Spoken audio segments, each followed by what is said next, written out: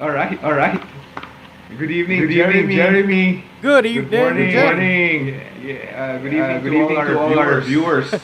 Yeah, good evening to all our viewers. All right, All right. so how's How's everyone everyone doing? doing?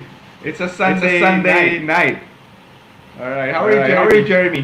Pretty good myself, Jeff. I'm doing all right. It's just, kind of hot for me when I go out. Yeah. So just Yeah. you better You stay better stay home. home. Yeah, no, I mean, go outside of the house. So Oh just yeah. Oh stay yeah. inside the house. It's so hot outside. But Oh, anyway, what Oh, about you, mainit mainit. man? talaga. Oh, mainit. What Oh, about you, Jeff? well, I've Well, been I've been sleepy sleepy lately. lately. I don't know. It It must must be be the the allergy. allergy. Uh, Uh, well, well, anyway, we anyway, have we have a a special guest special tonight. guest tonight. You know, You know, Jeremy, kwento Jeremy, ko lang sa'yo kwento ko lang sa'yo Lately, Uh, we've had a lot of guests from the U.S., right? Yeah, Uh, we have, how many guests have we had from the we US? had like how many? Like a couple already, or no, five already because of the three teachers yesterday, which you missed, sayang, no? Oh, But yeah. anyway, it's because of her. Okay, and in the succeeding weeks interviews, the teachers that will be interviewing, it's because of her. It's because of her connections. So we have a very special night tonight. Yan. But before we start, let me just ask the viewers to please click the share button because it's going to be a very interesting night tonight. Okay? So, yon. And may request pala siya to all the viewers, please get a pen and paper because we're going to have some sort of a, should I say, a live workshop? Parang ganun eh. Parang ganun Wow. lalabas eh. Oh, parang live workshop, parang may reflection, you know. Let me just read her profile. I love reading the profile of our guests, Jeremy. Okay? Yeah, So, go our ahead. special guest is the director, okay, mind you, director of special ed and student services at Randolph Public Schools. She has served as a pre-K-12 special ed teacher, department chair, high school assistant principal, and district special. Let's ask her about what that is. Okay. She's also an education administrator. Uh, in each role, she focused on educational equity and inclusive education for all students, and the school administrators who work with her realize their leadership contribution in the delivery of equitable educational services. Wow. She graduated magna cum laude, yan, in Mhm. secondary education from UP-Diliman. She holds an Wow. MA in special needs from Eastern Nazarene College and a CAGS in educational leadership and administration from the American International College. Grabe, dami. Yeah. She has co-founded an inclusive Montessori school in the Philippines, Young Tycoons Academy, and has served as consultants to some organizations focused on technology, education, and diversity. You know, she also helps me here in Kaihusay. She is a frequent panelist, guest speaker, and keynote speaker on topics around leadership, motivation, personal development, mindset, inclusive education, and entrepreneurship. Okay, let us welcome our guest tonight, Grabe. Okay, none other than Miss Alpha Sanford. Good evening to you, Alpha, and good morning there. Alpha is in Boston, right?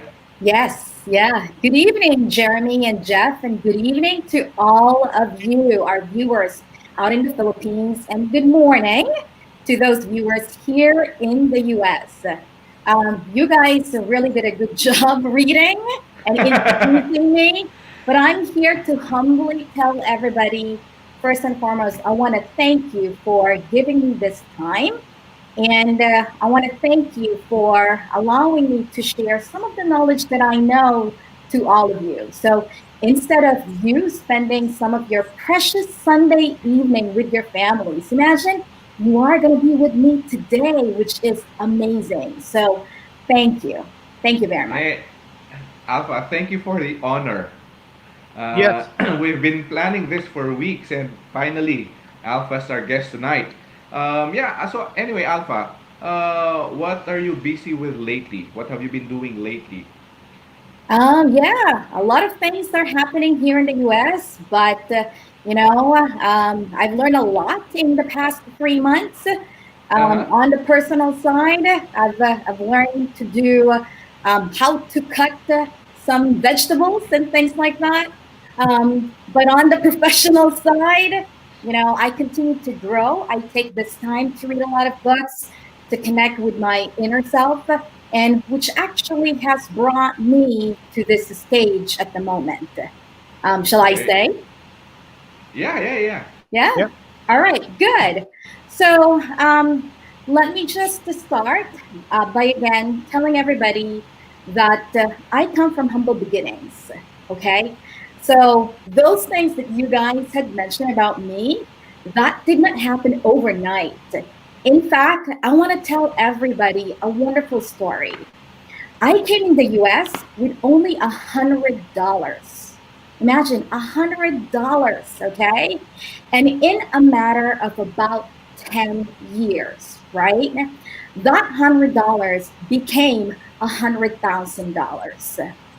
Wow. And I say that not to brag, okay? I say that to inspire and encourage people that somebody like me, who is Ilocana by blood, I was raised in Kamining, Tarlac. I have parents who are really amazing public school servants, and we have a family of five. There's five of us. But because of all the things that my parents, my grandparents have taught us and the environment that we are in, imagine in 10 years, that $100 that I came with in the United States became 100,000. And it's all public records, okay? So I'm saying that because it's all public records. I'm a public school servant. So I come here with that context in mind. And the other thing that I want to share to everyone is that um, because of these consciousness and these things that I will be sharing to everybody, when I became the assistant principal of a very diverse and historically one of the high schools across the Commonwealth here in Massachusetts that has been regarded as having the lowest number of graduates historically.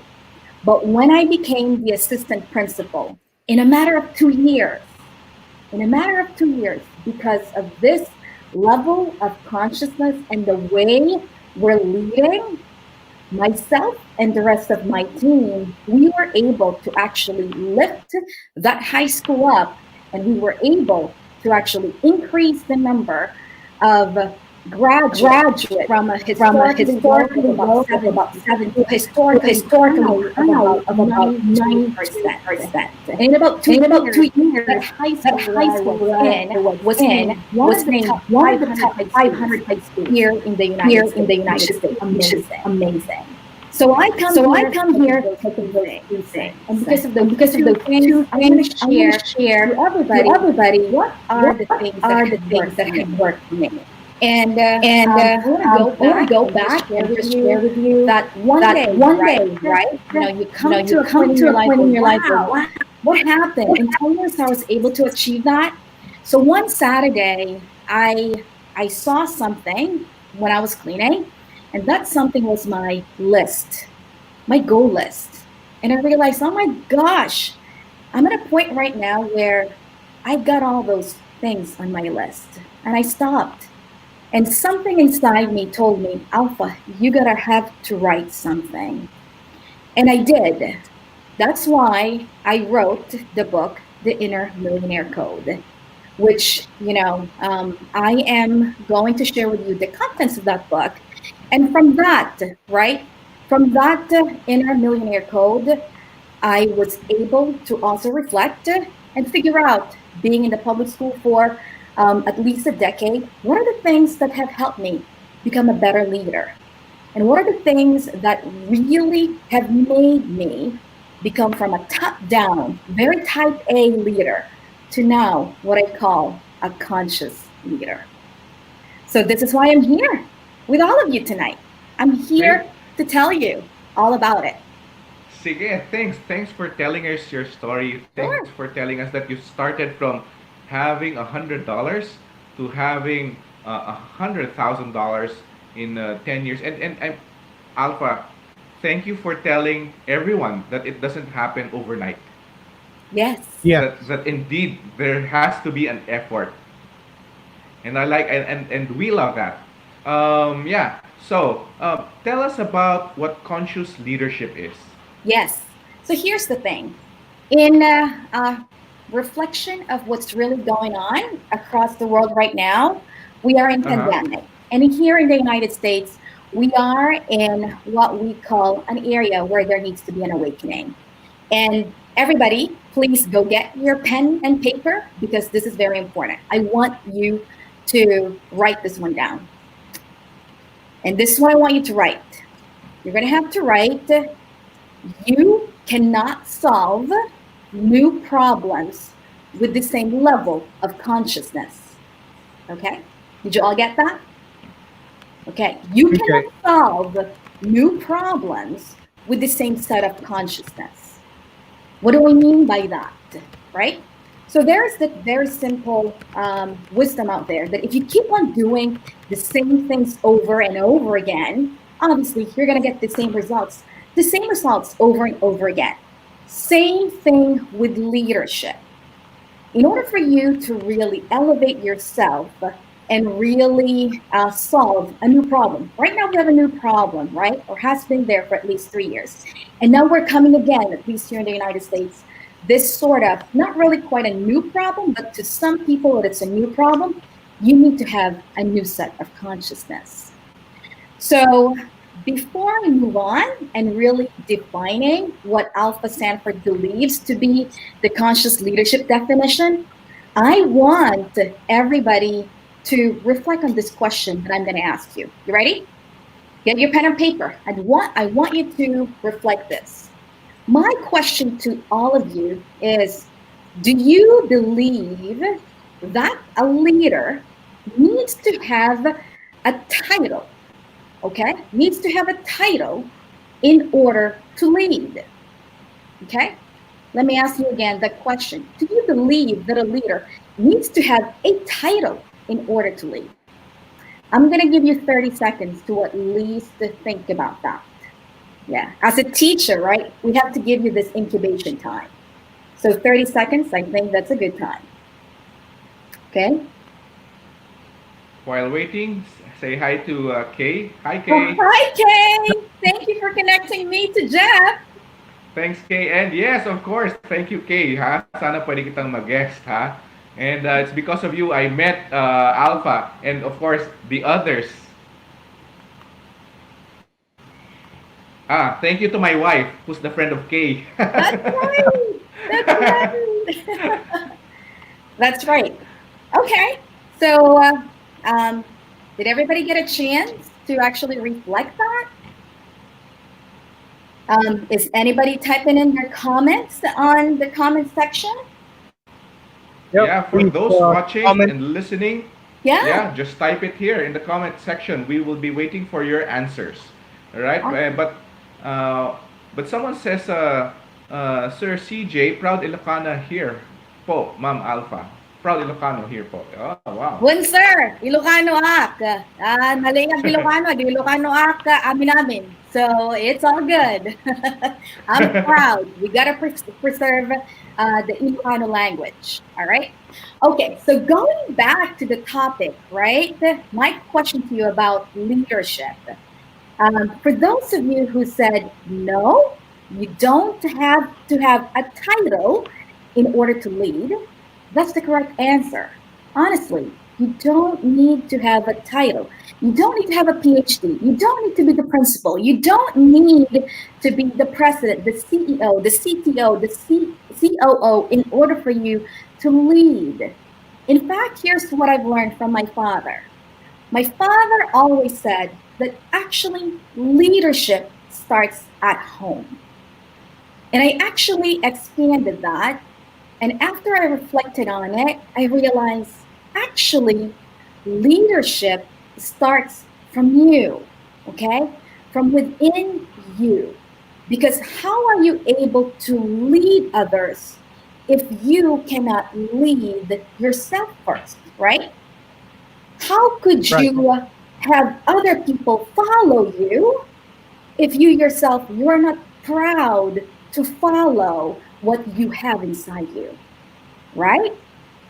So Right. with that, this is where conscious leadership starts. And I'm going to give you right now the definition of a conscious leader. For me, a conscious leader is somebody who has a huge sense of self awareness, someone who is able to bring their whole selves in the environment, in the workplace. Okay? Somebody who's authentic. But first and foremost, a conscious leader is someone who has the deep understanding of being aware of himself or herself. All right? So, with that, what I'm going to present to you for tonight are my framework of what you're going to need to be in order to become a conscious leader. Remember what I said earlier? I said earlier that in order for you to solve new problems, you need to have a new consciousness. And I'm going to get there. I'm going to help you bring that a level of new consciousness with my 6 framework of conscious leadership. What do you think, Jeff and Jeremy? You ready? Yes. Yeah? Yes, we're ready. We're We are. waiting. We can't wait. Okay, awesome. So for everyone out there listening, if you can draw, okay, draw this is in like a Venn diagram, but this is my framework of conscious leadership, okay? You're not going to find it anywhere. It's Alpha Sanford framework of conscious leadership, based from all the years that I've been leading, based from all my years of learning how to develop myself and how to motivate myself. I'm just going to keep it simple. I have 6 C's. Letter C, okay? Anim. Okay. Anim na C that really encompasses conscious leadership. First, connections. Okay, first C is connection. Second C, capabilities. Third C is courage. Fourth C is consciousness. Next, codes. Okay, codes. What was that, Alpha? Codes, like my inner Yeah. millionaire codes. Codes, Okay. CODES. And lastly, culture. What's So, the fourth one? culture, cultura, Culture. culture. So connections, capabilities, courage, and then Consciousness. Did you get consciousness? consciousness. No, okay, okay. Consciousness, codes, and culture. All right. All right. So for the next hour or so, allow me to break down all of these things to all of you. All right. Let's start first with connection. Okay. With connection, I'm going to make it simple for you to remember. With connection, you need to have 3 P's. Okay. 3-letter P's. All get that? Did you write that? All right. Before I move on and share to you what are those 3 P's in order for you to boost your connections, let me ask you this question. Okay? Ready for the next question? My question is, where do you think your power to lead come from? Okay? Where does your power to lead come from? And what do you think is your source of leadership? Okay? It's very important that you know where does your power to lead come from. All I'll right. give you all 30 seconds. Okay. 40 seconds? 30. No, 30. 3. 30 30 seconds. seconds. I know it's just a very, short time to think, but at least it gives way for all your viewers and all the people out there to start reflecting. Think yes. Yes. So the question is there on the screen. Where does your power to lead come from? What is your source of leadership? Good evening to you, Iris. People are saying good evening. This one is in Ilocano. He answered the first question. Agyamanak, ma'am. No, When you don't sir. need to have a title. Mhm.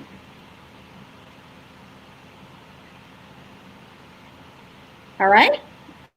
Anyone brave enough to come out with their answer? Where does your power to lead come from?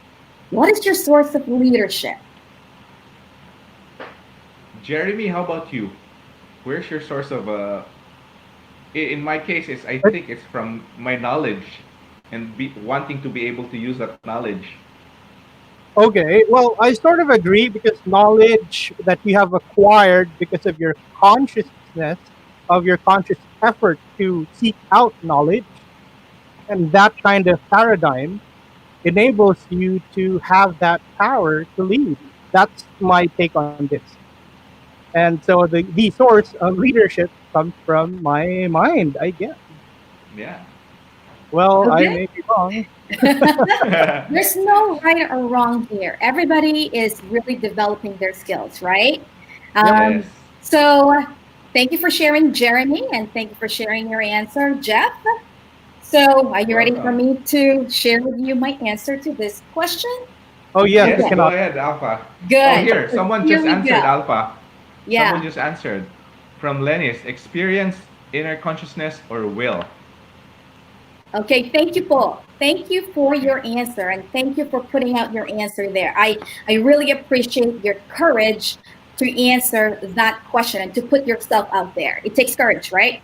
But anyway, here is the answer. As leaders, we actually get our source of leadership, our power to lead to the higher power. That's the first P, power, higher power. That means it could be God, it could be Jesus Christ, it could be Buddha, it could be the universe, whoever you believe in, right? But I believe most of our viewers right now are mostly Christian.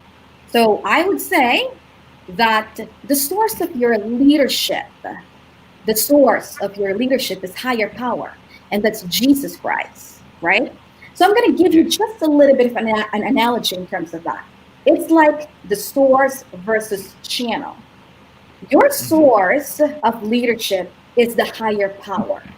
And from there, you have all the funnels. So let's use, for example, the kitchen faucet.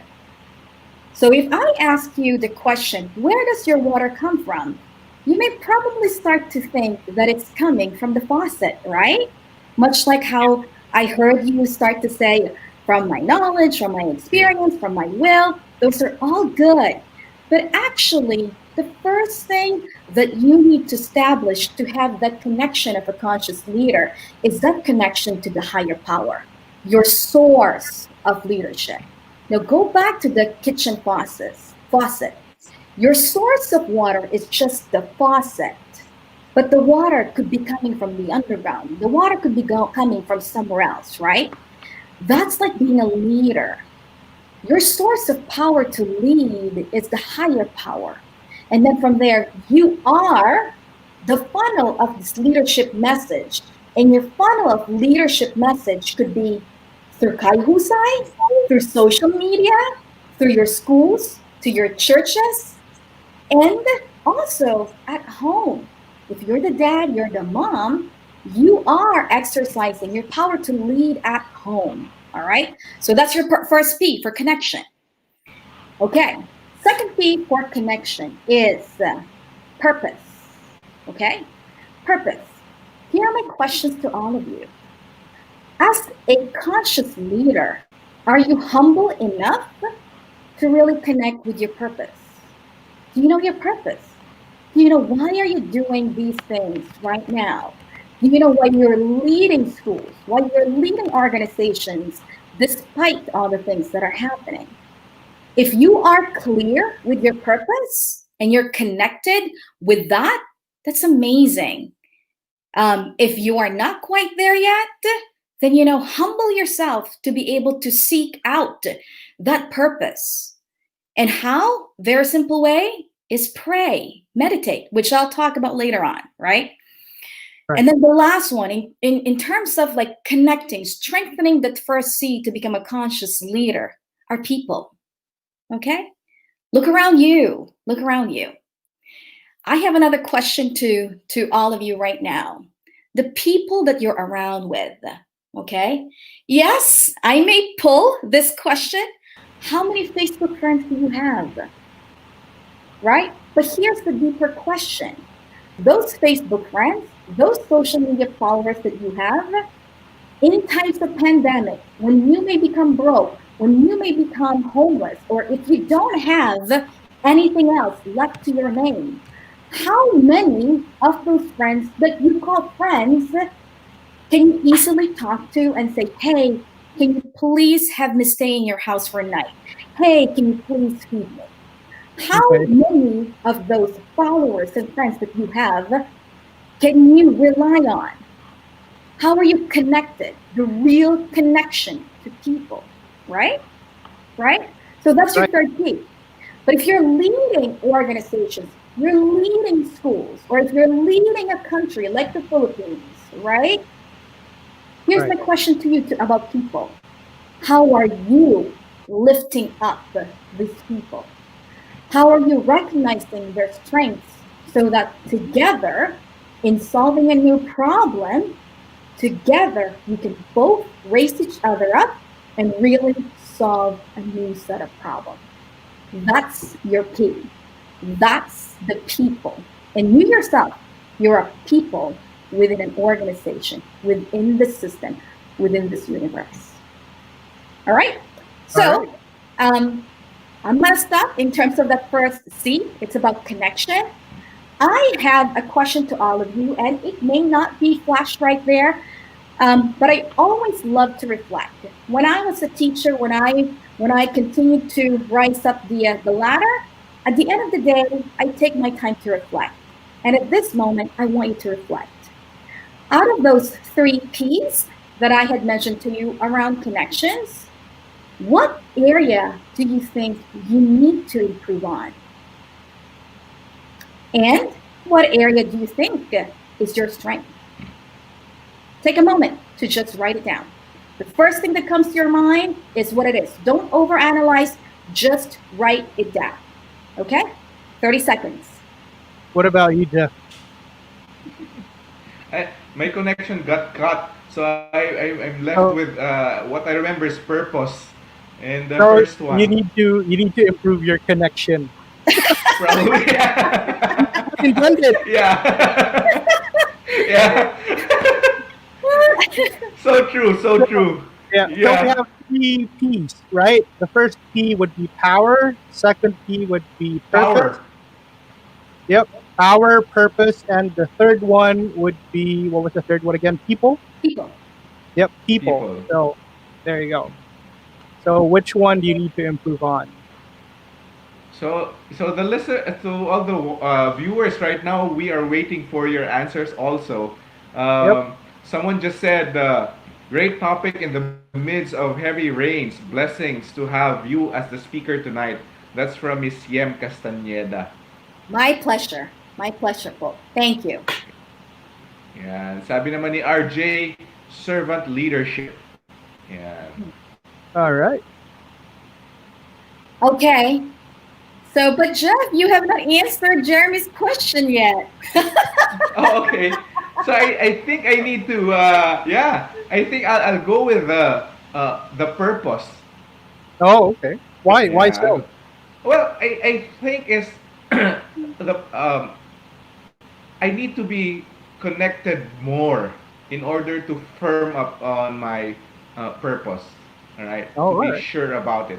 So yeah, we have some answers here from RJ. Weakness, power. I still have problem with this strength. Purpose. I know my purpose to be a servant leader. All right. Thank you, RJ. Thank you, RJ. Uh-huh. Thank you. All right. So yeah. So Awesome. there. Thank you. Thank you. So let's move on right now, okay? Yes. The next C in terms of the framework for conscious leadership. And I'm just looking at the time. We only have 30 minutes left. So It's okay. We're enjoying enjoying. We could Okay. do this for 4 hours. Yes, I know. I can talk for many hours just about the topic of conscious leadership. I know. Okay, so let's move on. The next C is right there, capabilities. And dear audience, what I want you to write right now is the code PTP, as in Peter takes a paper. Okay? You can take it to the other way. Peter takes a P, but I don't want to say that. Peter takes a paper. Okay? Since we're all teachers right here. So PTP. So when we talk about capabilities, as a leader, you need to have the capacity and the capability to read, the ability. All right? So what is the first P? What does the first P stand for? That stands for productivity and rituals. Rituals, okay? Like leaders, we've got morning rituals and we've got all of these different productivity hacks. But what I'm going to share to all our viewers tonight are just a few of my productivity and rituals that have worked for me all of these years. All right? Write these things down. First, it's the 90/90/1 rule. 1991 rule. Has any one of you heard that rule? Okay, not quite. Okay, let me explain.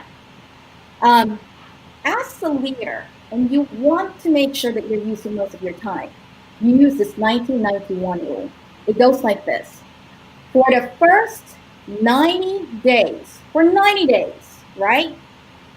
And the first 90 minutes of your morning, you do the one thing only that's going to move your organization or that's going to move you in the direction that you need to do.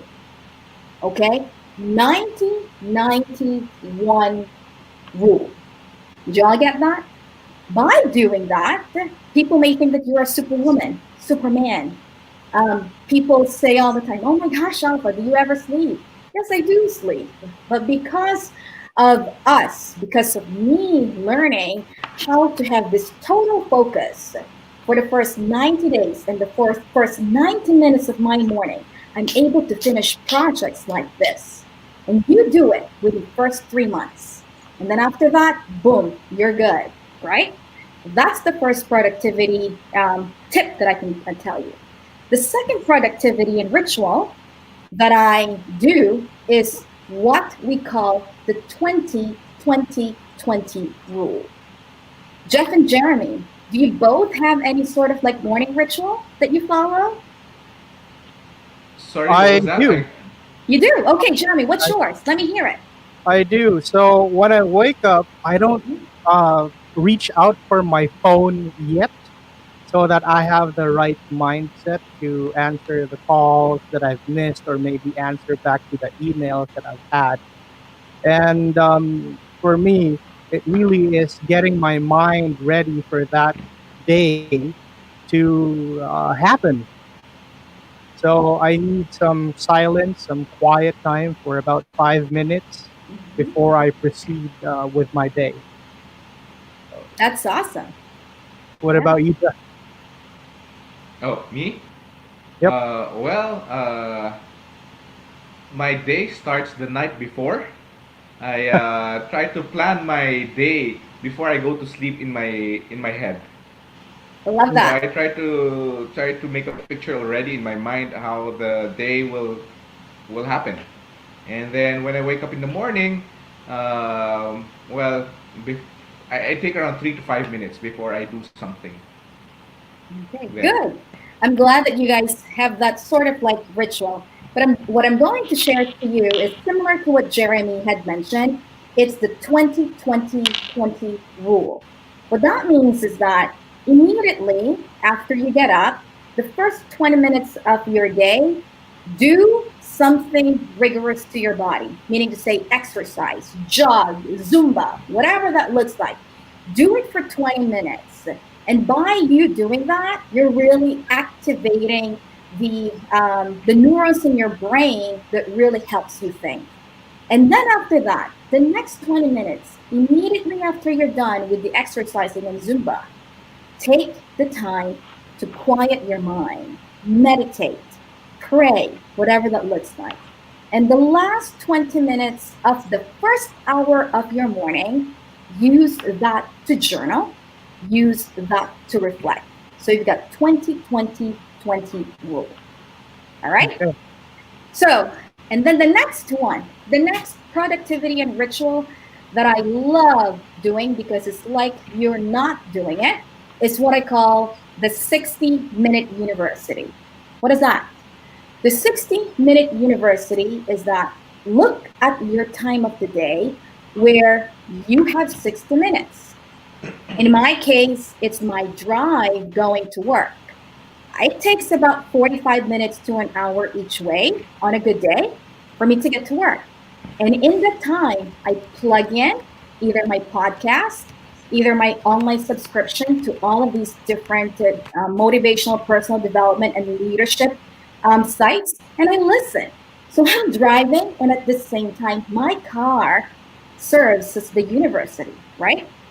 So for Right. those of you who, who don't drive to work, but who maybe takes the bike or also takes the jeepney, takes the bus, you've got access to cell phones. You've got access to YouTube and utilize these personal development gurus out there. And I can name a lot of personal development gurus, but that's not the time right now to talk about. But it's 60-minute university. Find that 60 minutes of your time every day and use that. Plug in your ear and listen. Learn from these experts. All right? All right. Okay. Next one in terms of productivity is, let me see, blocking schedule.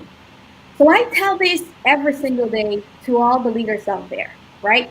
Show me your calendar and I'm going to show you what you prioritize. Okay? Because what gets in your calendar is what gets done. It can be your Outlook calendar, it could be your iPhone calendar. But show me your calendar and I'm going to tell you what do you truly prioritize. So in my case, right, I am lucky enough to be able to have an admin assistant who I tell her all the time, that's a full-time job. It is a full-time job managing my calendar because, people, and I've got meetings all the time. And during this pandemic, right, and I'm not proud to say, my meeting times on a regular weekday actually had increased from 10 hours to 18 hours each week, right? But Right. in order for me to really prioritize what I need to get done, there it is. There's my schedule. I block time. I block time first thing in the morning, not to do emails, but to do the most important project that I must accomplish for my team and for my organization. Okay? Okay. So those are my productivity and ritual hacks and strategies that has worked for me. Okay? Galing, ah.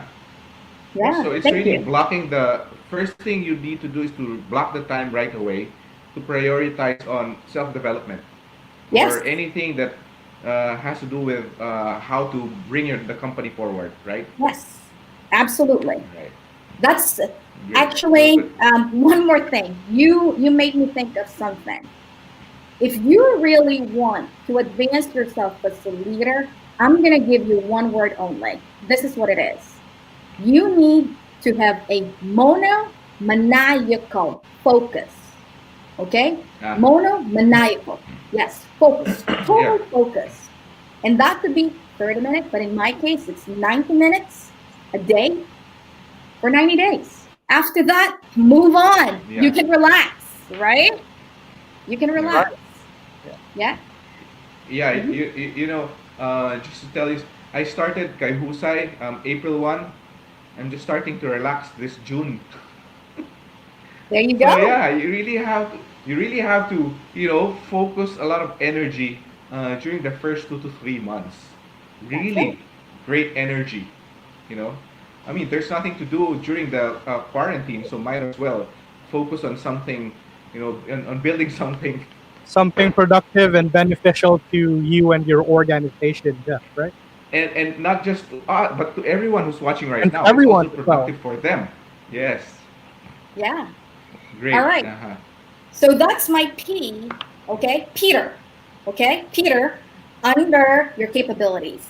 The T, takes, is the technical aspect of your job. How good of a leader you're going to be if you don't know the technical aspect of your job, right? I agree. That's Right. very important. So in my case, in my job, it entails about the technical aspects of it are the laws, the regulations, the compliance, working with the state, all of those things, right? Maybe to people like Jeff and Jeremy, the technical aspect could be all of the different softwares, how to navigate StreamYard, how to navigate getting on live and all of that. But in order for you to become a very effective leader and use the language and have the same common language as everybody else in your organization, it is imperative that you are an expert in the technical aspect of your job.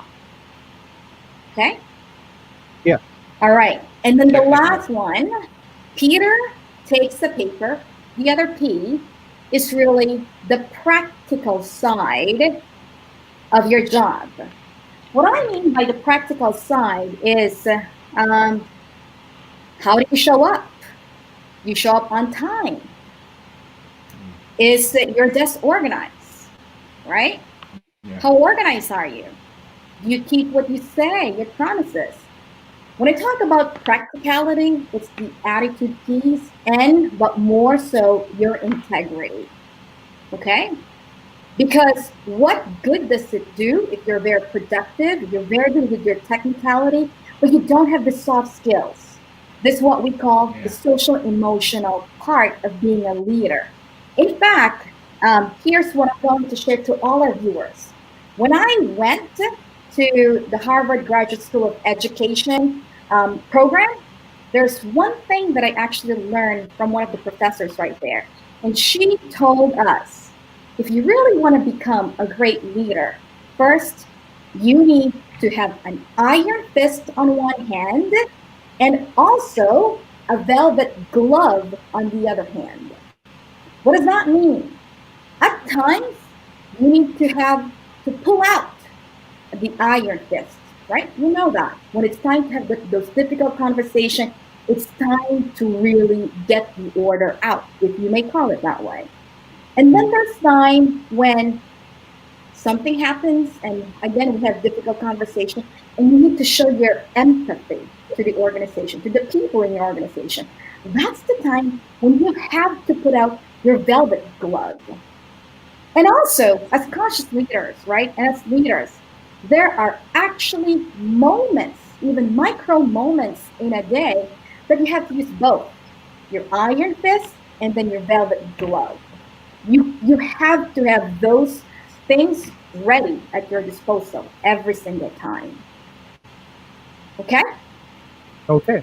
All right, great. Yeah. So before we move on to the next C, here is a question to everybody. Okay, ready?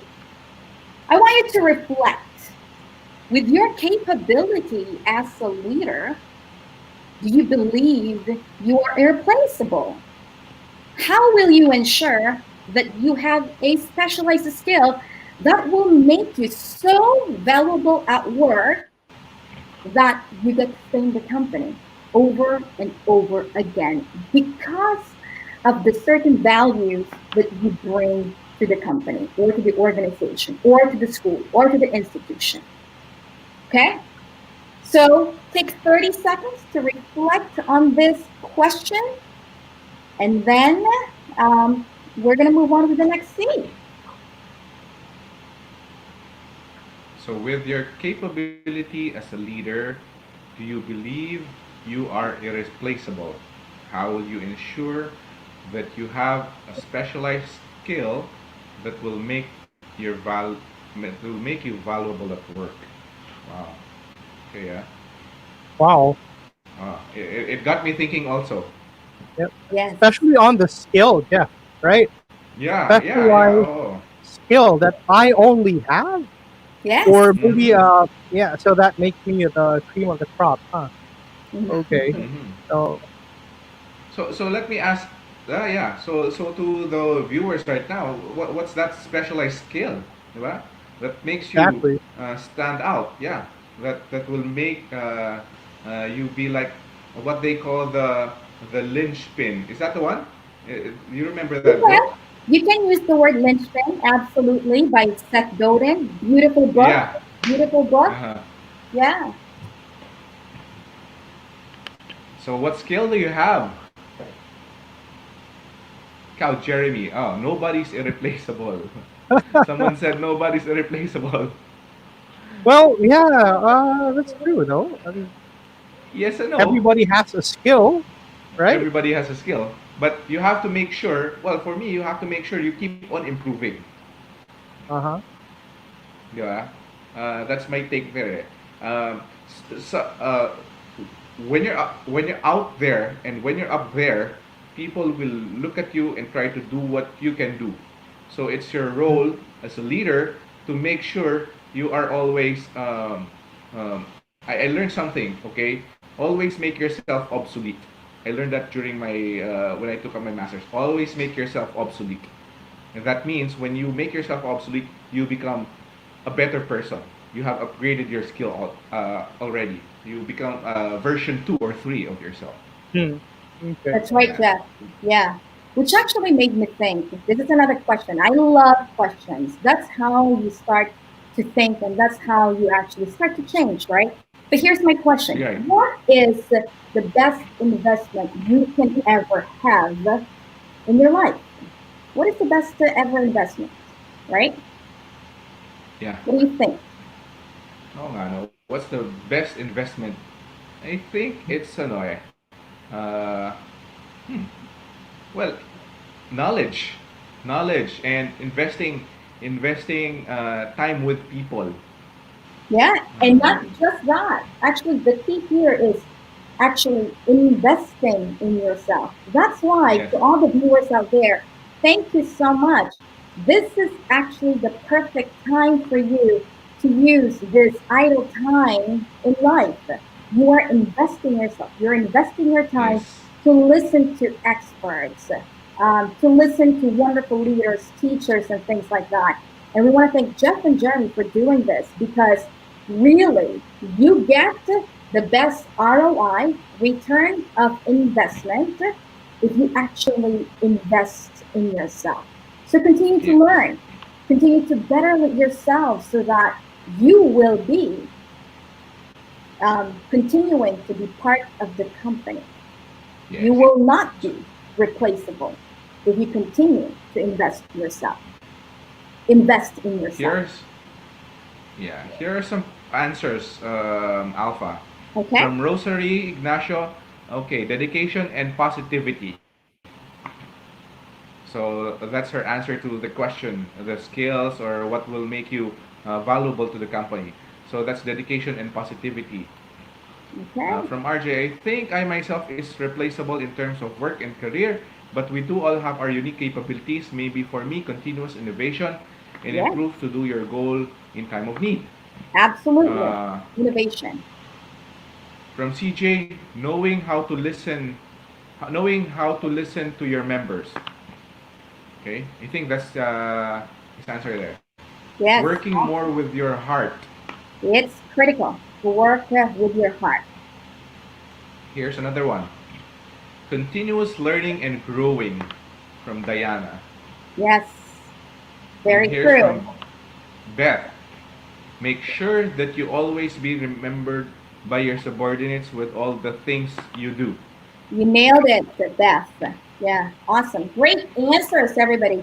Thank you for joining in this conversation tonight.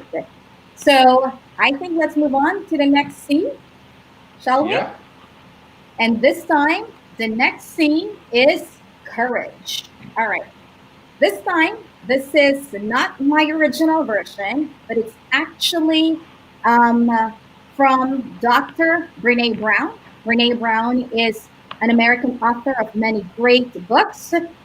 Two of the books that I love is Braving into Wilderness, and the other book, that I've read last year is the Dare to Lead. Really awesome books.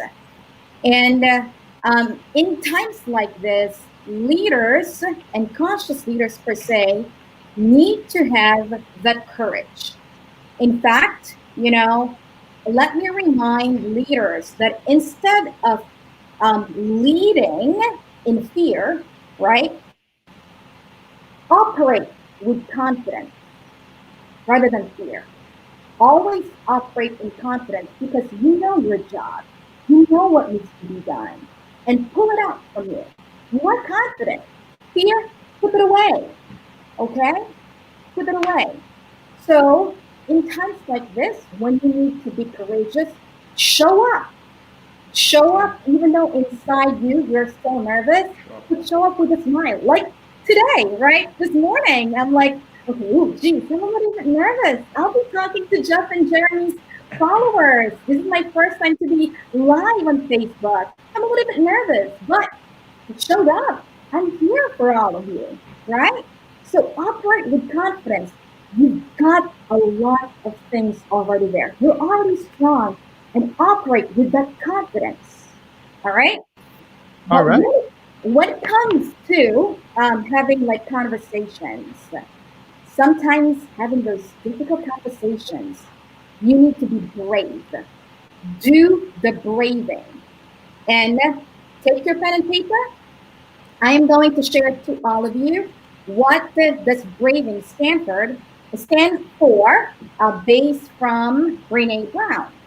So first, the B stands for boundaries. Okay. R stands for reliability. A stands for accountability. V stands for vault. I stands for integrity, which I talked earlier, right? Right. N is non-judgment or non-judgmental, and G is generosity. Did we all get that?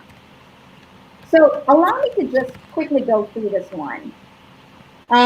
As leaders, and also at times we are leaders of change, we're change agents. In order for us to bring forth some new way of thinking, some new way of operating the organization, you need to have the braving technique, especially with your immediate team. B, boundaries. When I talk about boundaries, it's about you're going to be clear in what you're up to and what you are not up to. So a lot of times people are saying, okay, yes, I'll do that. Yes, I'll do that. But at the end of the day, you're only as limited as you can be, right?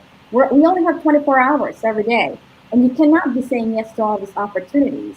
There must be, and you must be willing to have the boundary. You must be willing as a leader to say no in order for you to say yes to the bigger opportunity.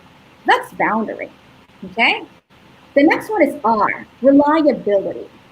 You know what puts me off among what they so-called leader are leaders who say, okay, I'll do this, and I'll be there. And then at the end of the day, you know, they don't do it. No, buddy, if you are having some issues in terms of your reliability, check yourself.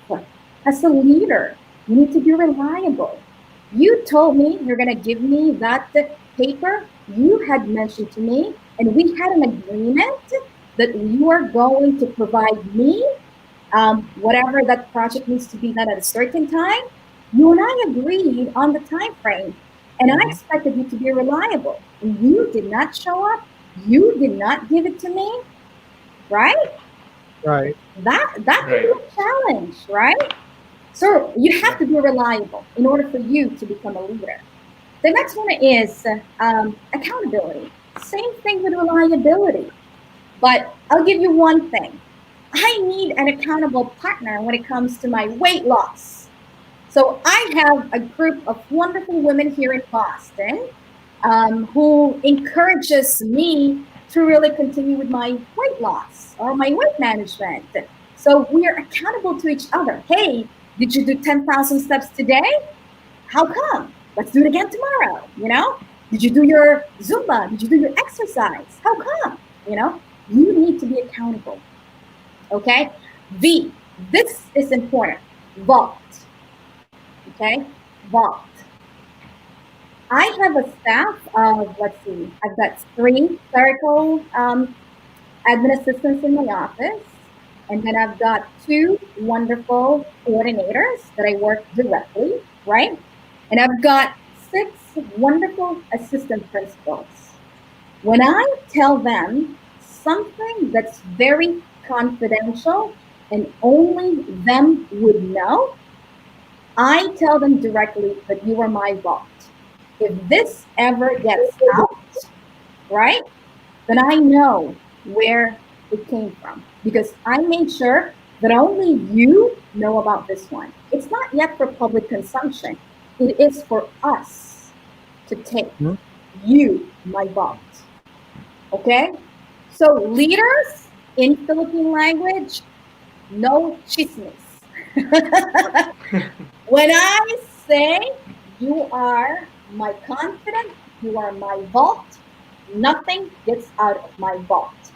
If you are the person who got the word out, I know exactly, and you and I will need to have a braving conversation. Okay? I, integrity. We talked about it earlier, and then N, non-judgment. Non-judgment is what it is, right? You put yourself out there, and if, say, for example, you are the leader, and one of your members say, "I'm sorry, ma'am, I don't know how to do this one." That's great. You have a wonderful person who is vulnerable enough to say, "I want to learn." Okay, so you as the leader put your mindset that you're going to be there to be a non-judgmental force. You're going to be there to support your people. You're going to be there to provide them with opportunity to be lifted up without any judgment on their skills. Because everybody's here to better themselves, right? Everybody's here to continue to develop themselves. So that is being non-judgmental.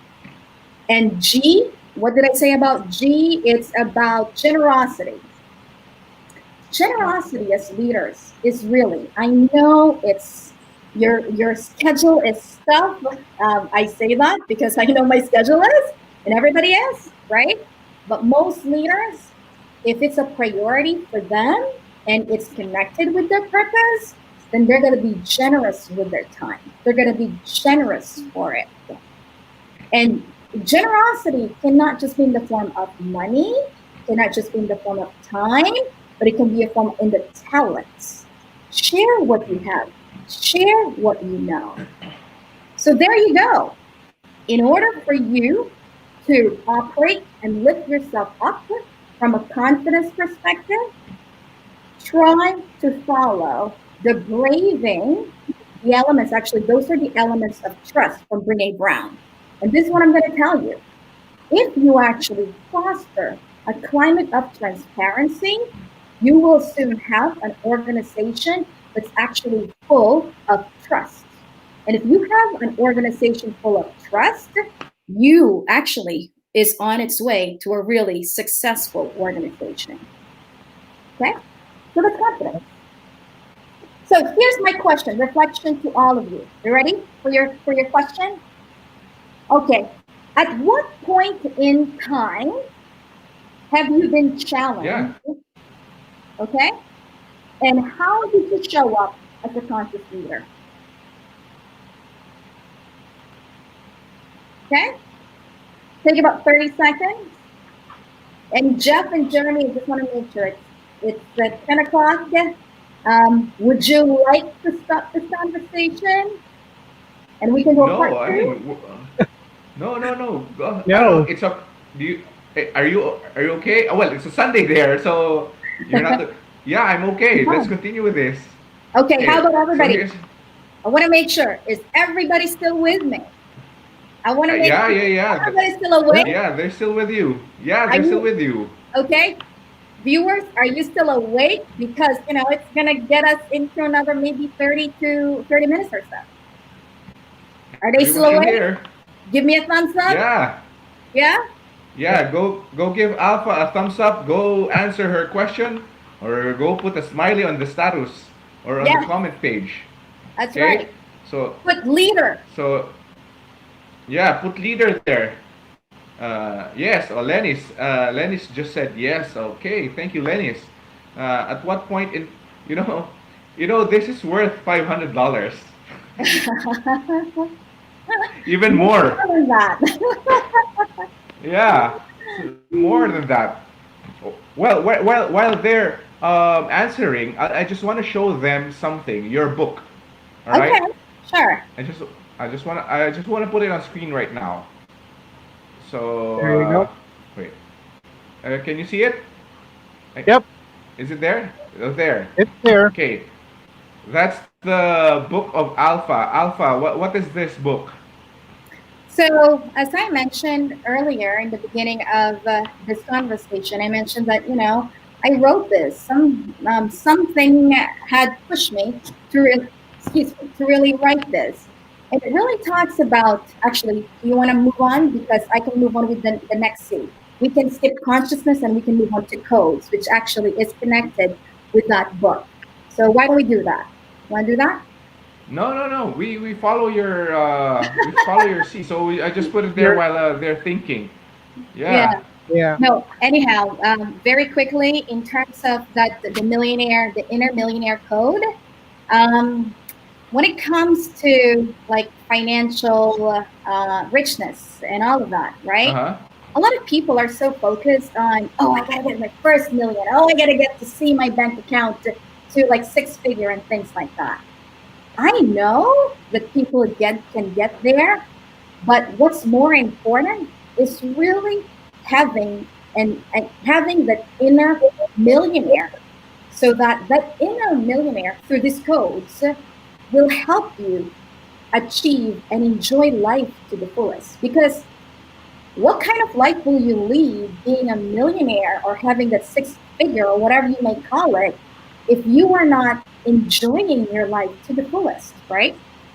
So Right. So in this book, I talk about what are those codes?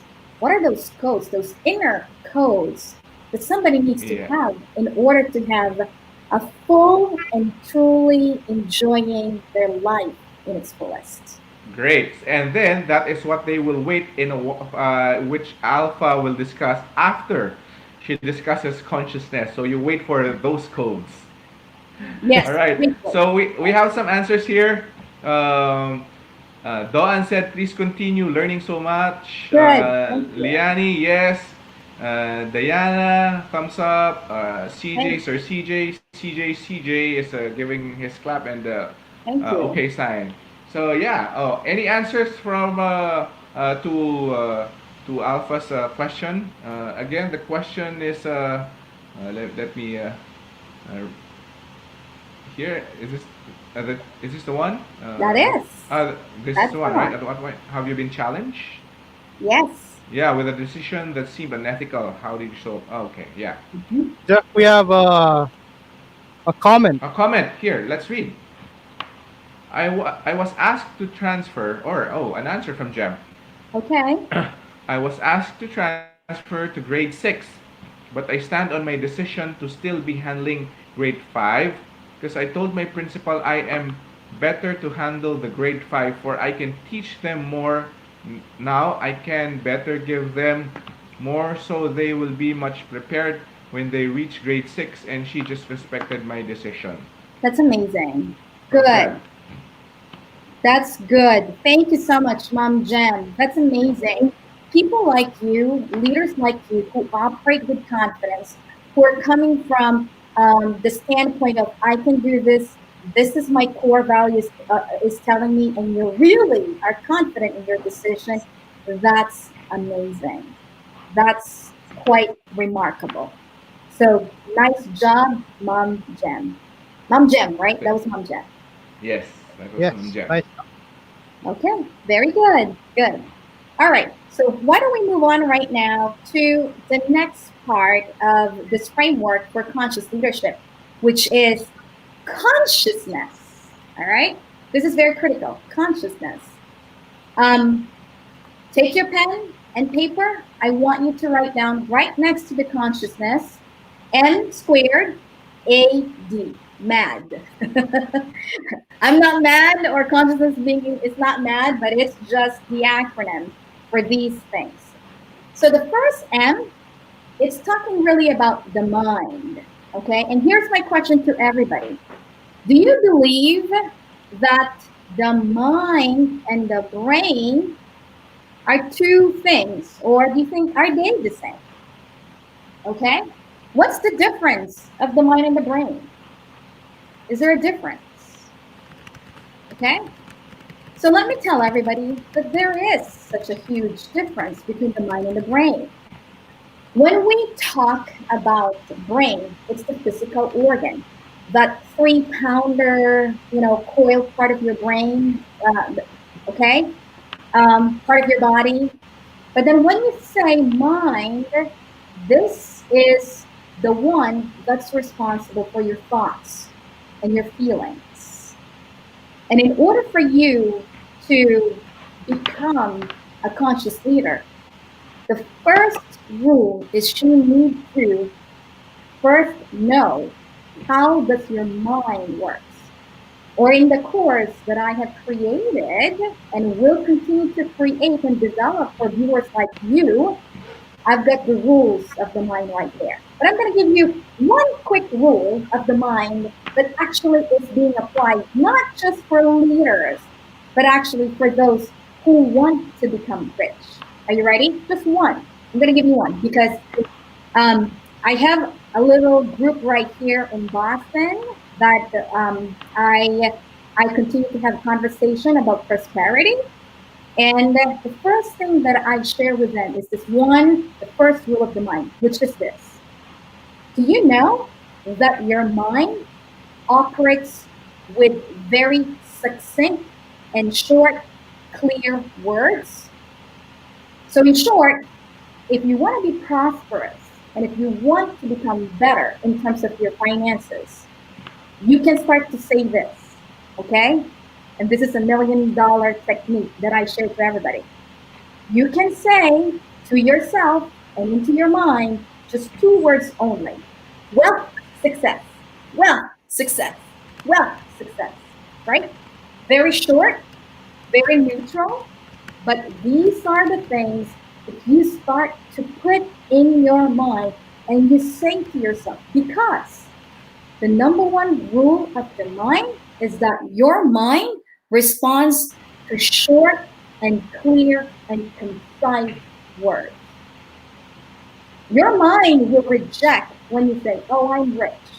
When you know in reality, you're not. But when you actually tell yourself and you tell your mind, put like little drops of this word, well, success, and use it in a fun way, you will start to change your consciousness. But you need to learn first the rules of the mind in order for you to really change what your old beliefs are. And that's one of the rules of the mind. Okay? Got Okay. it? Who Got it. wants to Great. That be more was great. successful? Right? Okay. By Can the I way, also say, like, for example, health? yeah, Like health. wealth, Yeah. success, and health. Yeah. Yeah. Well, here's the thing. Health. Yeah. For those people who are newer into this work, um, when you actually make it longer, it doesn't quite work that way. I know a lot of people say, Okay. okay, I want to put health, it's clear, and things like that. But in reality, right, when you think of it, if you are successful, if you're using the word successful, you immediately think that you're going to be healthy. So Ah. you can start with just saying the words wealth, success first. And then Okay. you will see that your health, your relationships with your wife, right? Your relationship with people will start to change. It's like this, right? Your mind works like this. For the longest time, your mind has been murky, lots of dark things, right? And then how are you going to get the darkness, the cloud, the black clouds around your mind? It's by starting to put little drops of positive and clear things. That's what we're doing with Yeah. your mind right now. You're putting like little drops of wealth, success, until all those black particles moves away until they're clear. Mhm. Another way of making your mind clearer is through meditation. Meditation, that's the other end in terms of this consciousness. And I'm going to share to everybody one of my favorite meditation ever. And it's by Vishen Lakiani. It's the 6 phase meditation. I love the condensed version because for busy leaders and busy professionals like us, sometimes all we have is like 10 minutes, right? But this one, the Yeah. 6 phase meditation challenge by Vishen Lakiani, it's 30 minutes and it gets right to where you need to be. And it clears your mind. Breathing and being mindful and meditating, it clears your mind. Because as a leader who's trying to be conscious, how can you make a great decision if your mind is like so all over the place? You cannot think clear. In order for you to make a great decision, first you need to think clear. Clear your mind. Okay? That's the Okay. 2 ends. Okay. So, Yeah. shall we move on, or do you have anything to say, Jeff? No, no, no, I'm fine. I'm fine. Oh, Okay. I I'm just trying to have be just. a Yeah, Jeremy. question, Alpha. Yeah. How often should you say this mantra? Well, success. Should it be part of your 2020 framework, or should it be part of blocks of time, or just anytime you want to say it? Yeah, anytime you want to say it. But here's what I'm going to tell you, Jeremy. Are you a person who goes to the gym? Are you a person who really does, walking on a regular basis? It's all right if you're not, based on your laugh. It's Well, okay. the heaviest that I lift almost on a daily basis would be a quarter pounder Okay. All right. with Coke on the side, 22-ounce Coke, maybe. But anyway, kidding aside, yeah, I need to work on my physical fitness. Sure. So But here's the thing. If you want like a huge impact, right? Because we want to have like this impact immediately. When you're exercising, right, mhm, you can say, well, success. Or if you're jogging, even though Okay. your neighbors may be saying, oh my gosh, it's Okay. local, well, success. However, right, again, if our goal is to change the paradigm of our mindset and you continue to put like little drops of this clear thinking, do it whenever you can. Do it while, in between meetings. Do it when you're sitting down. Do it when you're in the grocery waiting, right? Do it right, when you're just outside, like relaxing. Yeah, success. Yeah, success. Right? right, okay, Here's what I'm going to tell all the viewers and you, Jeremy. Do this one, and this if this is the only thing that you can get from this in this conversation, do this one for the next 2 weeks, and you tell me, email me how it will work in your life. But do it consistently for 2 weeks. Okay? uh-huh, Daily. Daily. Yes, daily, 2 weeks. 2 weeks. 2 weeks. Okay. See, yeah. Let me just read CJ's comment here before we move to the next one. For me, this is my idea. Mind is for our consciousness. Brain is for us to know what is right and what is wrong. Correct me if I'm wrong. That could be. That could be. But the simplest way to think about Yeah. the mind and the brain is that your brain is the organ, okay? But your Yes. mind is the one that The generates the deeper. thoughts. Yes. Yes, the deeper piece of it. In fact, there is this notion that Mm-hmm. even the plants have their minds. They Oh just do yeah. not have the brains. This is why, for the gardeners out there like me, when you talk to your plants, right, they tend to actually grow better. And that's Yeah. because there is this thought process out there that the plants have their own mind. They just don't have a brain. They just don't have the brain to move because they don't have the Yeah. capacity. But anyway, Yeah. right? Yeah. Okay, the next part of this consciousness is about agreements. I mentioned about agreement earlier, right? But when I say agreements, I'm referring to actually the agreements, the four agreements by Don Miguel Ruiz. Okay, this is Don Miguel Ruiz. It's based on the Toltec thought process, and in that book, the four agreements, every leader should start with this. The first agreement is be impeccable with your words. It's about integrity, right? Number two, don't make assumptions. Number three, what's number three? Don't take anything personally. And then number four, always do your best. Those are the four agreements by Don Miguel Ruiz. But you know what I love the best here is the number four. Always do your best. And in every situation, right, your best could be different. Say, for example, you're sick. Your best could be in comparison relative to when you were healthier. Your best during that time could just be like 50%. But if you're healthy and you're right there, you're giving your 100%. You're giving your 150%.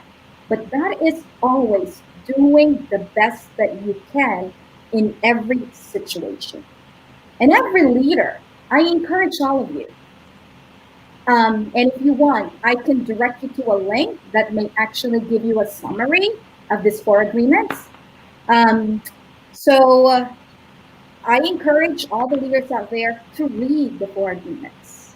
Okay? That's the Yeah, A. Go I ahead. just went to Amazon right now to check the book. Very interesting. Yes, very interesting. Now, this is even more Very interesting. interesting. Very interesting. Yeah. The next one, the D part of my consciousness, is I met this wonderful guy. He's an author and he's been a consultant and facilitator for many of these big organizations since the 80s.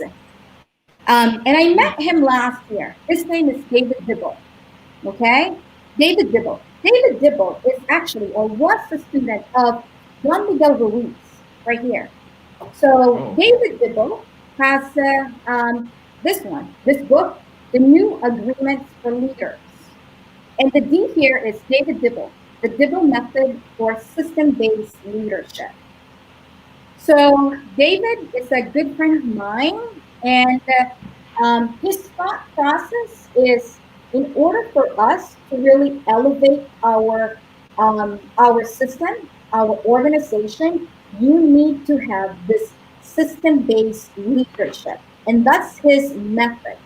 His method of really culling out what's really the problem right here, and then after that, taking the right action but bringing that as at a systemic level. And I've used his method with my organization, and I have to tell you, it's amazing. And as leaders, as a conscious leader, um, having like new problems, sometimes you need to take a pause and really understand what is the real cause of this problem. Until you dissect the real cause of this problem, don't take any action yet.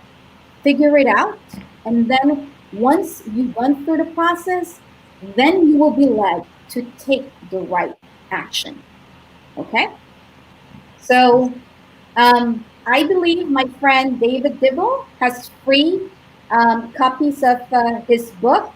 So for those who may be interested to get a free copy of his book, let me know later on, and I can direct you to him.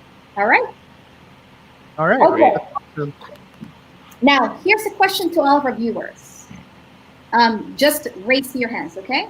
To all our viewers out there, please raise your hand if you do some sort of meditation. I just want to know. Okay?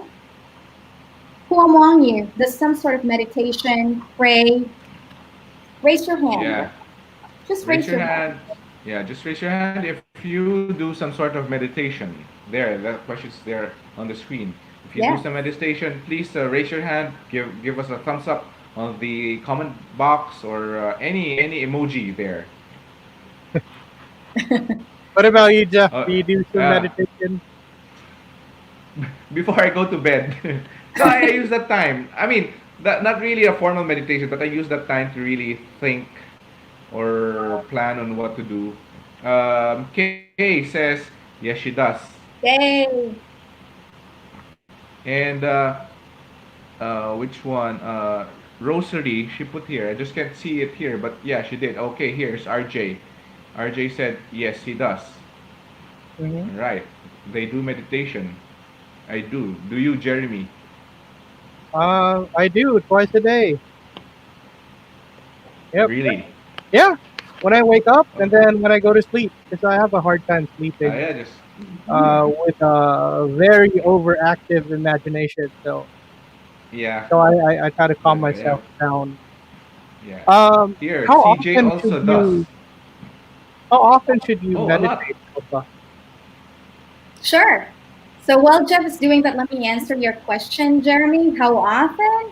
Uh-huh. Um, I do it, and I'm not saying daily, but I do it almost daily. Okay. So one of the things that have really helped me, actually, the past few months, I've been doing it twice a day, believe it or not. One in the morning, and then also at night. At night here in the U.S., Okay. I listen to one of the people that I know right here, and I usually put a watch on it, but we do some sort of meditation, but we use the chanting. So I follow her, and that's a great way to just really calming my brain and really having that higher, consciousness. And on a weekly basis, right? I have a Bible study prayer group that's being led by, for me, he's one of the most respected businessmen in California.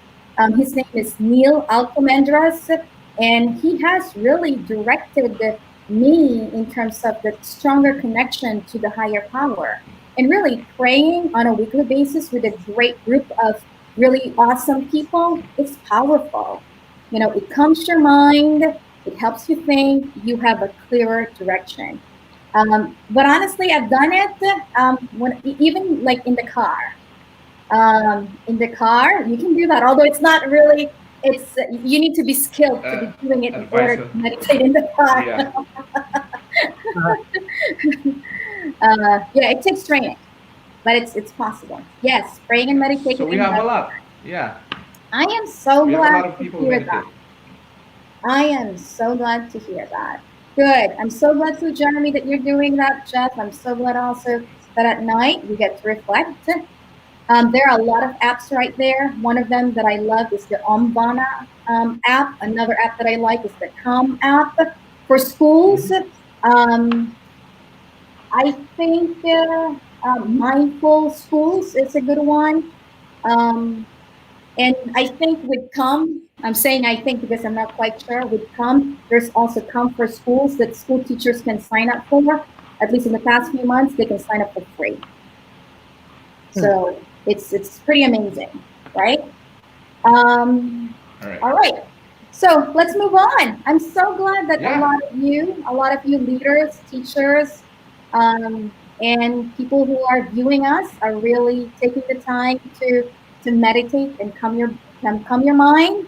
And praying is another form of meditating. If you can talk to the higher power, that's a good way too, right? You're doing two things at the same time, connecting with your higher power and at the same time calming your mind. Breathing is actually the number one way for you to start calming your mind. Breathing. We can talk more about it, but yes, check your breathing, and with your breathing comes the being mindful, and meditation is a good way to do that. Okay, so let's move on, shall we, with codes? The next Yeah. one, codes. Codes. All right, codes. When I talked about the codes, that is in connection to what I wrote, the Inner Millionaire Code. All right. In my Inner Millionaire Code, I have what I call a very simple, better blueprint for a better life. But actually, if you dissect those four pillars for better blueprint, those are the same things that have helped me become a better leader. And what are they? First, you got to determine, okay? Determine what is the problem right here? What are you worried about, right? What are you worried about? What's making you sleep? What's making you not sleep at night?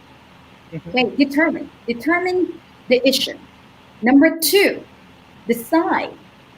Decide after you determine that you are going to do it, that you're going to be a leader, that you're going to be a teacher, that you're going to tackle this problem. Okay? And once you made that conviction, that agreement with yourself, you can do the next part, which is do. Do is taking action. You know, the number one thing that a lot of leaders fail to do is this third thing, do. What good do you have? You've got these ideas, you've got these innovative things to do, you've got these connections, but if you don't do one thing, nothing, right? In fact, dreams become reality because you do something about it, right? Yeah. Dreams are dreams, continue to be dreams unless you do something about it. So it doesn't matter how big or how small it is, but get yourself off the couch and do something, right? If you don't get off the Yes. couch, you're not gonna do anything. So do something. Last one is dedication. That's the last part of my better blueprint. So just like in any aspect of our lives, right? There has to be a dedication. When I say dedication, consistent. You've got to be consistent in things that you want to get done. I'll give you an example. In all of the years that I've been a leader, also an entrepreneur, I noticed that in the things that I have done consistently, meaning to say on a long-term basis, those are the things that really has made successful. If you're not consistent with one thing, then surely you're not going to be successful. So consistency is key. If you want to continue to maintain your weight and things like that, do it on a daily basis. Do your rituals, right? Be a healthy eater, maybe walk and things like that, right? And then in that book, the codes. So that's the better blueprint. I've got like 7 awesome codes that I actually thought and I truly believe has helped me become a better and a more conscious person than I was when I came here in the United States. And what are those 7 codes? Let me share with all of you. One, love. Two, clarity. And for those of you who will be getting a copy of the book, once Jeff will be sharing that, there's a great story that I have with love, and it's an awesome story. Clarity. We talk about clarity. Next is gratitude. That's the next code. I'll tell you something. Being grateful for what you don't have yet is amazing. Hmm. Okay. Yes. Okay. Level up your gratitude. Being grateful for what you don't have yet is powerful. It's easy to be grateful with the things that you have, but Yeah. True. yeah, for things that you don't have, be grateful for that. Okay. Next is being mindful. Mindfulness. We talked about that earlier. Um, Being remarkable. For many years, when I was a teacher and then a school-based leader, I always have this line in my email that says "Be remarkable," and I talk about that. Next one is about discipline, and then the last one is really about contribution. At the end of the day, right?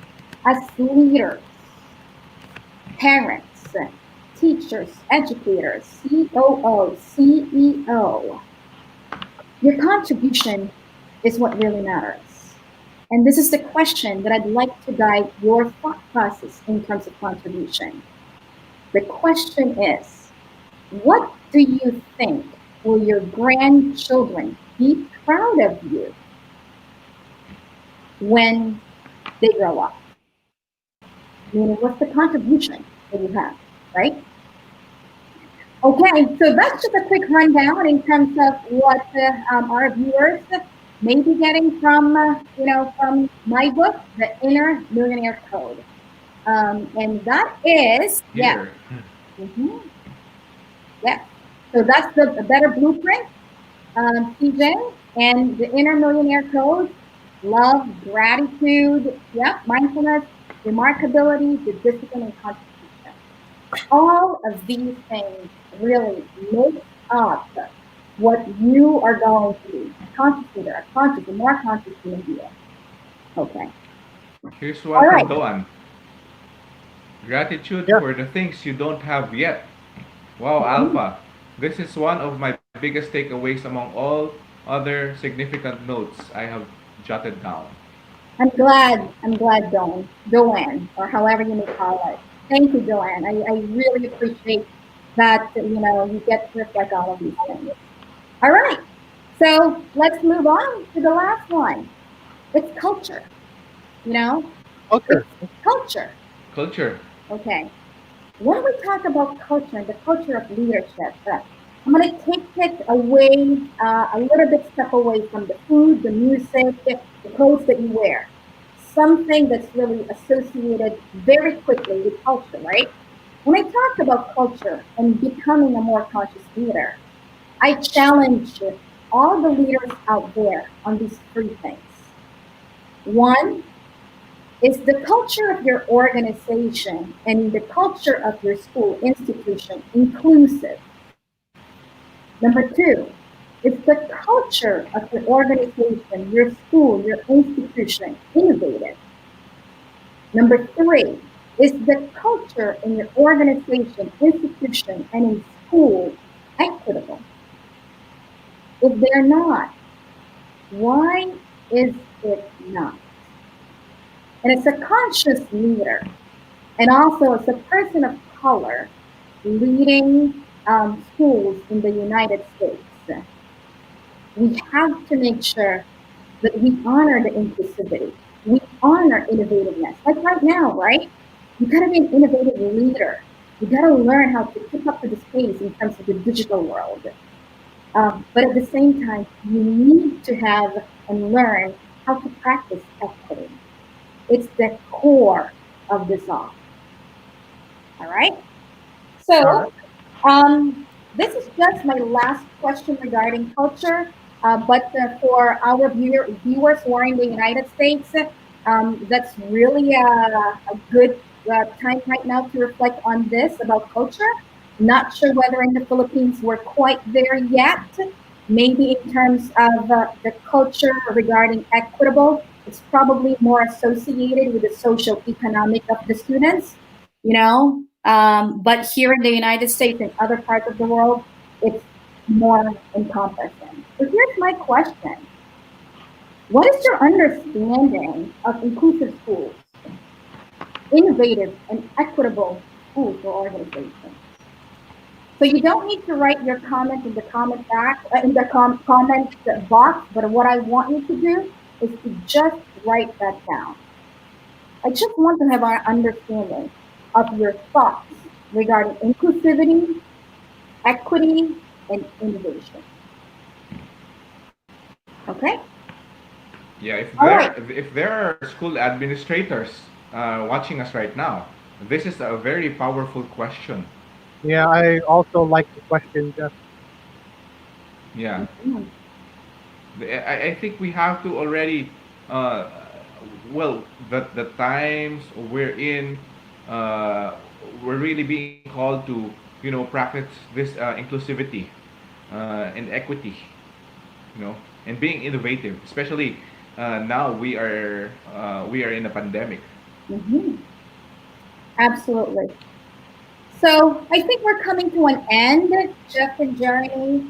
And I Uh, wanted to just, don't worry, I'm still going to be here as long as Jeff invites me, right?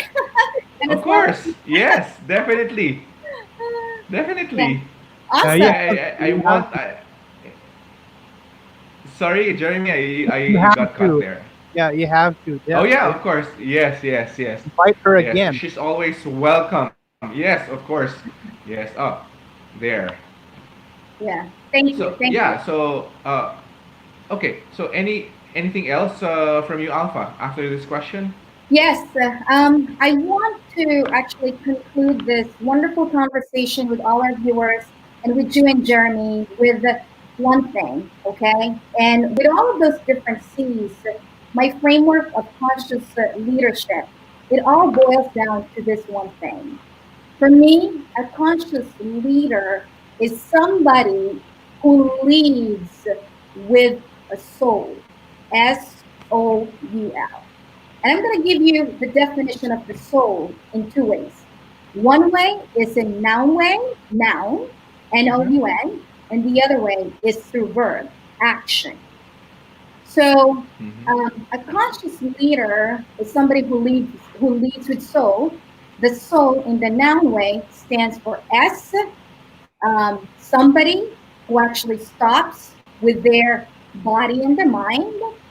O, somebody who observes, right, with their eyes, looks what's happening all around and be keen to that. U is somebody who understands with their mind. And then L, somebody who listens with their heart. Put that into the perspective of the fourth quadrant. It's really about somebody who is attuned with their mindset, heart set, soul set, and then their physical self. The last part is Yeah. soul as a verb. Truly, a conscious leader is somebody who leads with soul, somebody who S, serves. Somebody said earlier about servant leadership. Absolutely. Somebody who serves, somebody Yeah, who is, what's that? yeah, that was RJ. That was RJ. Yes. He mentioned something about servant leadership. Okay. hmm And then O, thank you for that, Jeremy. O is open, meaning to say somebody who's curious, who's creative, who's calm, right? And then U, up, somebody who lifts up, somebody who looks up, right? Somebody Uh-huh. who lifts people up. And then lastly, L, somebody who loves. So all of these things is what I truly believe what we need during this time. Again, going back to the premise of this conversation, we really cannot solve new problems with the same level of consciousness. We have to shift our consciousness. And I hope that by me giving you those 6 frameworks of conscious leadership, I was able to help you at least learn and start to think, how can you raise your consciousness so that you too can adapt to the new way of doing things? So, Mm. with that, I want to thank all of you, Jeremy and Jeff. I want to thank you for this time. I know it's going to be You close to two well. hours, but I enjoyed this No, it's time that's fine. talking with all of you. We're enjoying and people are enjoying. In fact, we have a question here from CJ. A comment and a question. The problem here is sustainability. How would you maintain the culture, especially during the time of pandemic? Okay, great question. Um, when you talk about culture, are you talking about the culture of your organization or the culture, the tradition itself? Because here's the thing, as times changes, right? Sometimes we have to start changing the set of tradition. And with the start changing the tradition, you need to have that level of consciousness that will help you get through to the next tradition um, that's in front of us. Okay. I don't know whether that made sense, but I think the key here is for me to understand what does culture in that context that you mentioned. Is that culture as a whole? Is that culture in your school? Right? But if you're talking about sustainability of culture in the context of inclusive, equity, and innovation, how do you sustain that? Let me give you one thing. You sustain that with continued conversation. And if nobody's talking about that, you start it. You start it. Communication nowadays, it can be in the form of email, It can be the form of text. It can be a form of social media, or it can be a form of memorandum. But you started. You can Wow, change the tradition just with that one thing. Okay? that's really awesome. So he becomes That's the agent of change or the Yes. change agent. Okay. Yes. Absolutely. yes. Alpha, Yes. you have a video on the codes of the millionaire mind, right? I mean, it's already uploaded on Kayusai's page. Maybe you can Wow. tell us something about it, and for those who want a free video, introduction video or demo video of that video, you can just sign up. I already put the sign up page on the Facebook page, and if you want that, I'll be sending you a copy. But Alpha, tell us something about that video. I'll be posting here the photo, rules of the millionaire mind. So here it is. Okay, one moment. I'm not sure if it's showing, but yeah, there. Okay, sure. Can you see it? Yes. Yeah. What is this about? Yeah. Sure. So I talked about earlier that the foundation of being a conscious leader is really knowing about the rules of the mind and how your mind operates. And in this course, I talked about the 7 different rules that your mind needs to know, that you need to know, so you can actually bring yourself forward, your best self forward. Okay. I mentioned earlier about the one of the rules of the mind, which is your mind responds with very succinct, short, and clear words, neutral words, right? Which is what success. So in this rules of the mind, rules of the millionaire mind, I teach people in terms of the rules of the mind so that you can actually elevate yourself to become the best person that you are supposed to be. And I'm All hoping that, right. Thank you for. some of you will be able to join this conversation again or that support. All right. That's gonna be awesome. Yes, Yeah. All right. yeah. Great. It's awesome. Here, let me just read some comments. Here's one from Adi. Adi, amazing Oh, alpha. thank you, Abby. Hi, Thank Adi. you. Hello. Um, Diana, adopting to change. Uh, Here is thank you, Ma'am Alpha. Agree with you. Continuous communication is the key to maintain sustainability in this culture. Thank you. Finally, deepest gratitude for enlightening session. Anticipating for part two. Definitely. Thank Okay, you. we'll have part two with Alpha. Another one from Lenis. You are one best model of inclusiveness, innovativeness, and equitability in the academe. Wow, Thanks, that is Lana. so powerful. Thanks, Lenis, for those wonderful comments from you. Wow, medyo nabitin pa ako. All Alright, right. I so can we talk will a lot. definitely have a part two with Alpha. Yeah, We will definitely. definitely have a part two with Alpha. Yeah. Yeah. What Alpha? I want to ask. I mean, the viewers right now. I just want to ask them. What are your takeaways? One word. One word is enough. Okay. Yeah. So what's your biggest takeaway? One word is enough. Please write it down on the uh, comment box. Comment. Yeah. So here's another one from CJ. Looking forward to hear more talks from you in the future. Yes, CJ, if you want, if you want a preview of the video of Rules of the Millionaire Mind, it's there in the Facebook page. I will be also sharing a preview video in kaihusay.com, and I'll be sending also the preview video to the people in our mail list. Here's uh, its conscious leader equates. Oh, man, this is quite a. Oh, this is for the. What's this? Is a conscious leader equates to an empath leader? Yes, part two, Sure. please. Is it conscious leader equates to empath or leader? I'm not quite sure in terms of who and what an empath leader looks like. Yeah. So I don't know. But here's what I'm going to tell you, right? The very first part of becoming a conscious leader is to be self-aware. But what I do here during my free time is to actually help leaders and teachers discover themselves. And I take them through a self-discovery. And I have a lot of questions, and I put in thoughts on inclusivity, equitable practices, and personal development, all in one, all in one. May I just ask everybody, all our viewers?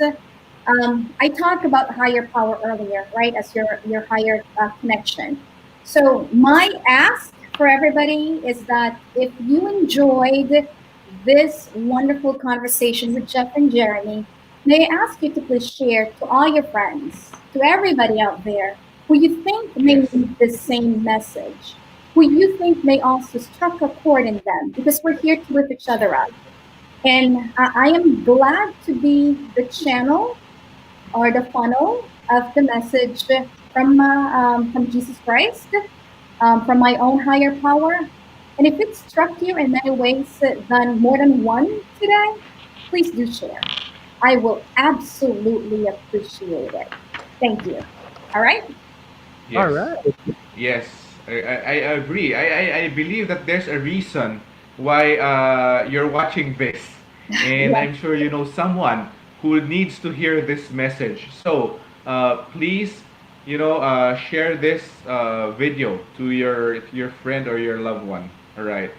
So yeah, CJ, I'll be sending you a copy. So let's just read a few more messages. I hope Alpha, you have still more time for the messages. I remember a saying from Andy Stanley, we have everything we need, but we lose sight of what we need it for. Thank you for this night po. Truly a fruitful night. Looking forward for the next. Nice. Thank From you. Beth, th- thank you, Ma'am Alpha, for the very informative information on leadership. You're welcome. From Jem, kudos, a very insightful talk. So here are Thank their you. takeaways. Beth is continuous communication, and CJ gratitude. Yes, Wonderful. I like that part also, no, Jeremy.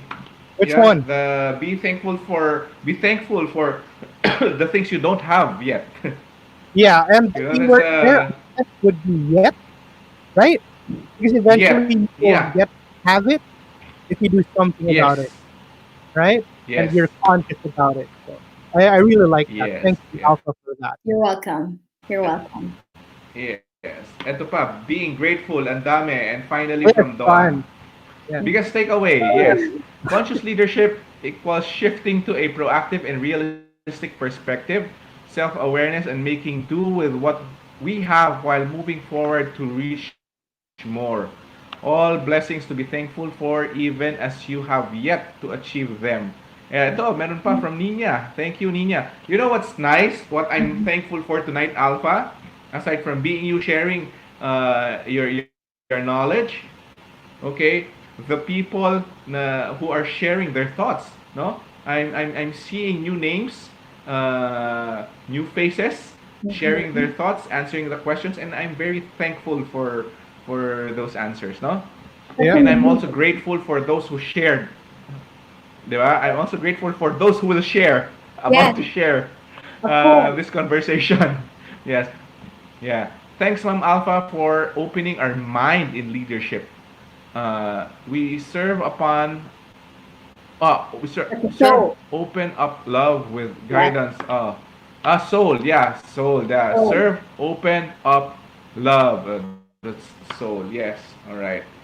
Great. yeah. Wonderful. No, amazing, brilliant. All Thank the you. all the. Uh, okay, so Jeremy, again to all the viewers, Alpha, thank you very much. You're I welcome. hope we'll have a part two. People want another part for this. Sure. Okay, Yeah. if you want to see more of Alpha's work, I have put on the Facebook page. I'll repost it again. I'll share it again on top of the page, so you can leave your email, so I can send you the link. I can send you the free video of the Millionaire Mind, no? So yon. All right. So good night, everyone. What about Alpha. Good night. Yes, yes. The book. Good The night. Yes, book. Jeremy, you were saying something. Yeah, the book. Oh It's yeah, the out. book, no? No, the book of Alpha, where can they get that Alpha if they want to buy it? Or, kasi if they enroll in Alpha's video program, The Millionaire Mind, it's $100, okay, through Okay. Kaihusai, they will get the book for free, is that right? They'll get a copy also? Yes, okay. So they'll get a copy of the book also. So Wow. really, it's worth actually. Alpha just said yes to the $100, but it's worth more than that. Okay, it's worth more than $100. It's between $500 to $800. Okay, so that's seven principles, seven rules of the Millionaire Mind. So it's a Wow. great video. I've seen it. I very what I like about it is that the principles are very practical and very applicable. Yes, there. So great, Ma'am Alpha. Another one, please. Yes, Yes, we will have Alpha. We absolutely. will definitely have her. I'll be honored to do All that. right. So yes. Thank you, Jeremy and Sir Jeff Holber. Yes. All right. Thank you very much. Good evening, Alpha. Thank you Thank very you. much. All right. Thank you, Thank you. everybody. Have a wonderful night, Alpha. All Yeah, right. So thank you, one viewers. more. Yeah. Yes.